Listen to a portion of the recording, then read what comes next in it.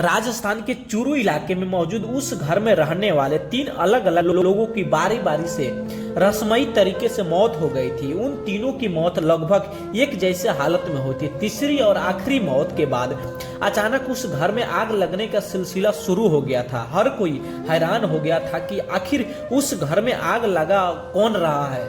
तीसरी मौत और इस आग की गुत्थी को सुलझाने के लिए पुलिस ने एक लाश को कब्र से बाहर निकालकर और उसे पोस्टमार्टम के लिए भेजती है।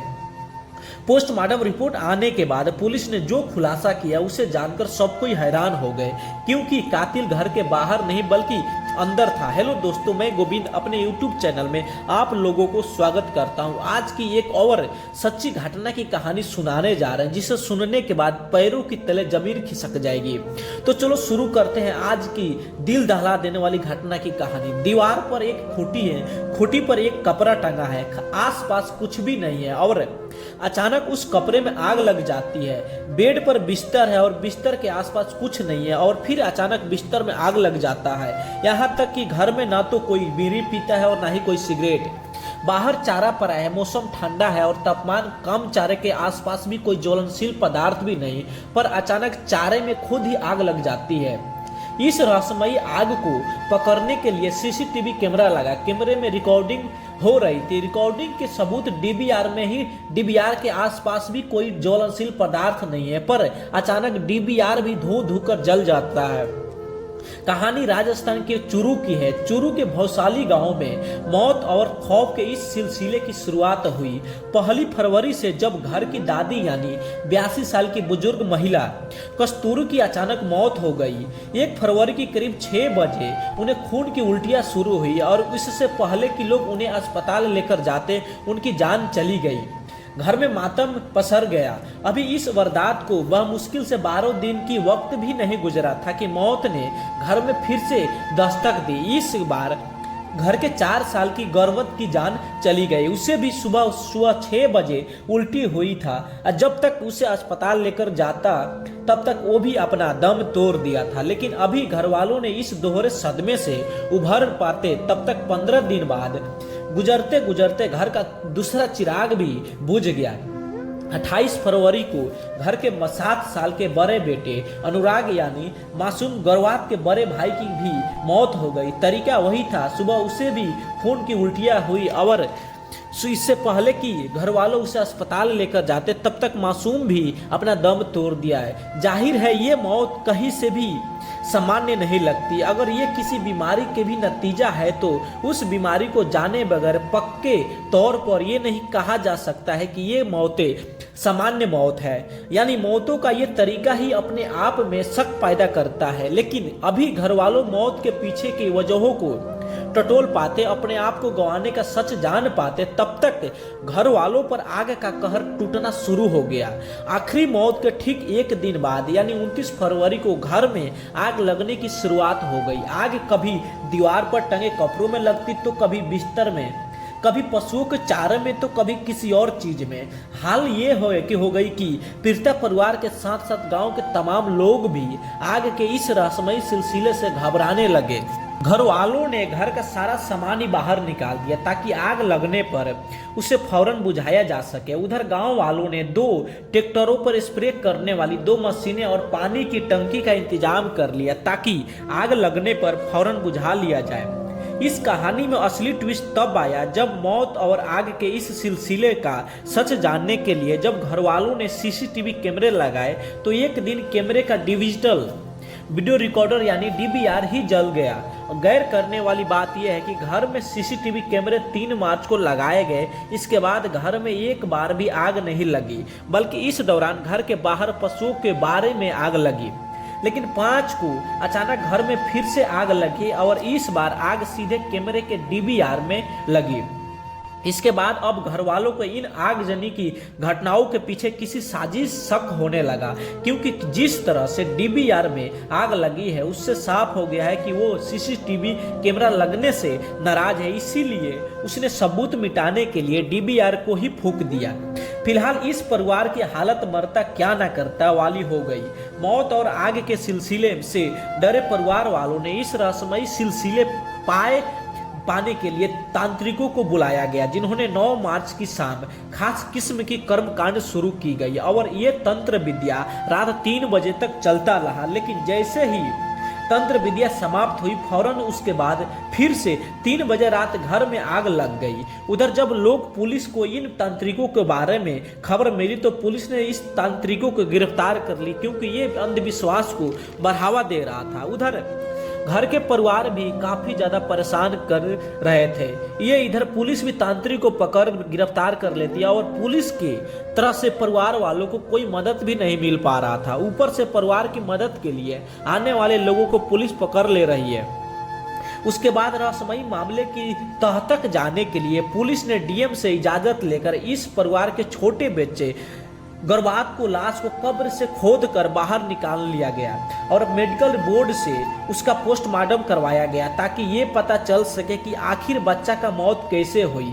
क्या मौत के पीछे जहर या ऐसी ही कोई दूसरी बाहरी वजह रही, या फिर इसके पीछे कहानी कुछ और है। इस मामले की जांच में पुलिस ने सारे ऑप्शन खुले रखे, यानी उसने परिवार से लेकर आसपास के लोग, नाते रिश्तेदार, दोस्त, दुश्मन सभी को शक के दायरे में रखा। पुलिस को शक है कि इसके पीछे किसी दुश्मन का हाथ हो सकता है, जो शायद भूप सिंह से बदला लेना चाहता हो। परिवार के भी किसी रिश्तेदार का भी हाथ हो सकता है, जिसे इनकी मौत से या फिर इसके घर छोड़कर चले जाने से फायदा हो, या फिर इन वारदात के पीछे कोई घर का ही सदस्य हो जो बदले की भावना से जान ले रहा हो और आग लगा रहा था, या फिर इस घटना के पीछे अंदरूनी मेंबर भी हो सकता है जो किसी अफेयर के चलते ऐसे हरकत पर उतारू हो गया हो। जाहिर है जब तक गुनहगार का पता नहीं चल पाता, साजिश का रहस्य जस का तस बना हुआ था। क्या किसी चीज में रखी रखी अपने आप आग लग सकती है? आपका जवाब शायद ना होगा, लेकिन इस दुनिया में कुछ चीजों या फिर यूं कहें तो कुछ रासायनिक तत्व ऐसे भी हैं जो पानी और ऑक्सीजन के संपर्क में आते ही जलने लगते हैं और दुनिया को लगता है कि आग अपने आप लग गई हो। अक्सर जादूगर का खेल दिखाते हुए ऐसी चीजों का इस्तेमाल कर आग लगा देते हैं और हम लोग चौंक जाते हैं। जाहिर है अगर चूरू के उस मकान में रहने वाले 3 लोगों को कि एक बाद एक मौत और फिर रह रहकर अपने आप में आग लगने की घटनाएं महज इत्तेफाक नहीं थे, या तो कोई लोगों की नज़र बचाकर आग लगा रहा था या फिर वो ऐसा पदार्थ घर में छोड़ रहा था जो नमी या ऑक्सीजन के संपर्क में आते ही जलने लगता है। इसकी सच्चाई जानने के लिए पुलिस हर एंगल से जांच कर रही थी।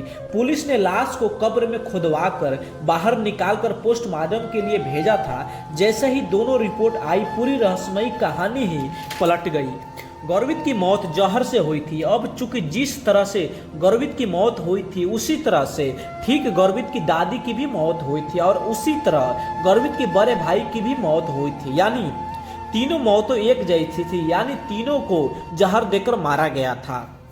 पर यह जहर किसने दिया और इन मौत का घर के रहस्यमयी आग से क्या रिश्ता है, तो इसका जो सच अब सामने आया है उसे सुनकर हर कोई दंग रह गया। ये आग एक साजिश थी और घर हुई 3 मौत एक सीरियल किलिंग, यानी 3 कत्ल, और कत्ल कोई और नहीं बल्कि उस घर का मुखिया और मरने वाला दोनों बच्चों का बाप भूप सिंह ही था। अपने 2 बेटों के साथ साथ अपनी दादी का भी कत्ल भी भूप सिंह ने ही किया था। भूप सिंह ने ये तीन कत्ल कैसे किए, घर में रहस्यमयी आग कैसे लगाए, पहले इसका सच जान लीजिए। गौरवित की पोस्टमार्टम और विसरा रिपोर्ट से ये पता चलता है कि गौरवित की मौत की वजह बर्बिटूरेट नाम का जहर है। अब पुलिस के सामने ये सवाल था कि ये जहर उसे कौन दे सकता है, या ऐसे जहर की जानकारी किसको हो सकती है।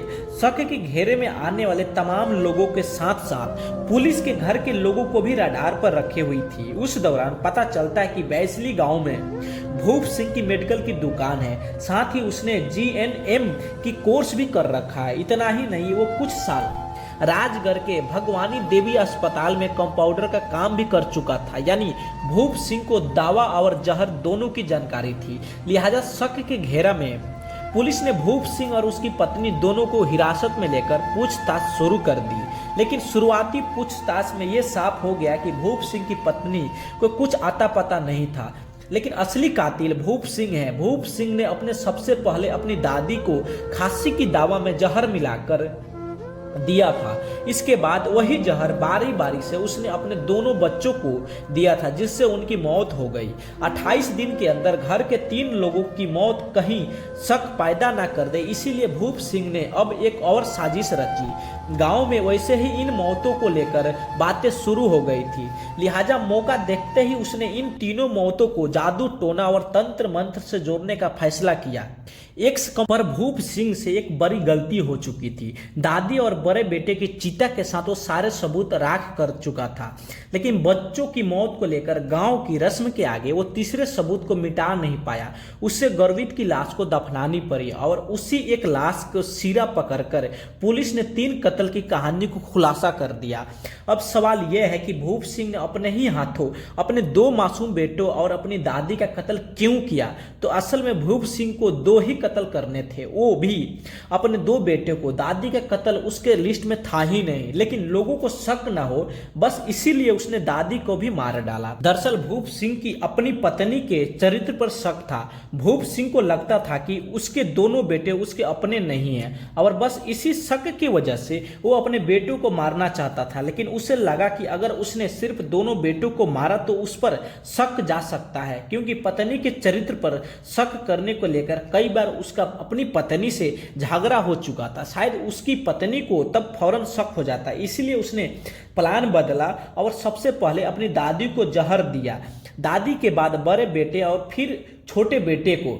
चूरू पुलिस के मुताबिक भूप सिंह ने अपना जुर्म कबूल कर लिया है। इसके बाद साथ ही उसकी पत्नी को रिहा कर दिया गया है।